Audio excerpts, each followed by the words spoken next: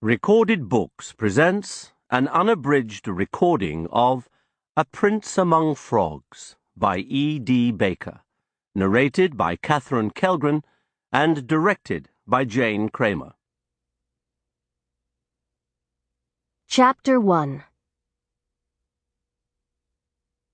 Millie leaned back against the dragon's side, enjoying the coolness of his bluish-white scales on the hot summer day. The dragon, Audun, was curled around her, with his head resting on the grass near her feet, while Felix, her baby brother, lay on the blanket beside her, cooing at the tip of the dragon's tail that dangled over his head. Millie glanced down when the baby batted at the tail with his chubby hands. "As far as I'm concerned, the smaller the wedding, the better," she said to Audun as she reached out to stroke the baby's red-gold curls. "I want it to be intimate, with just us and our immediate families." "Don't you want our friends there, too?" Audun asked.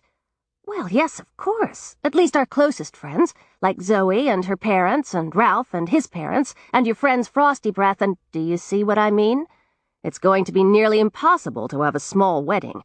I don't have a lot of relatives, but I do have lots of friends I want to invite." "Speaking of relatives," said Millie, "I'm not sure what to do about my father's side of the family.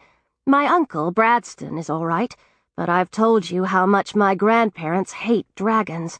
They can't even accept the fact that I turn into a dragon. I can only imagine what they'll say when I tell them about you."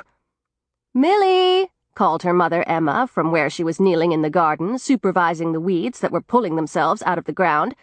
"Don't let the baby put that thing in his mouth. You have no idea where it's been." "No offense, Audun." "None taken," the dragon replied, moving his tail out of the baby's reach.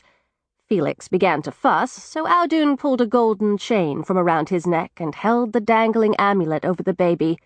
"Here, you can play with this instead." The Ice Dragon Council had given the amulet to Audun to allow him to breathe underwater, and the rolling waves that decorated it soon caught the baby's eye. Millie's great-aunt Christina sat back on her heels and wiped the perspiration from her forehead. "When we finish this, I'm going to add a new section to the garden. I want to have plenty of fresh flowers for the wedding," she said, smiling at Millie. "We have to invite all the dragons who helped us, too, you know," Audun said, nudging Millie's foot with his chin.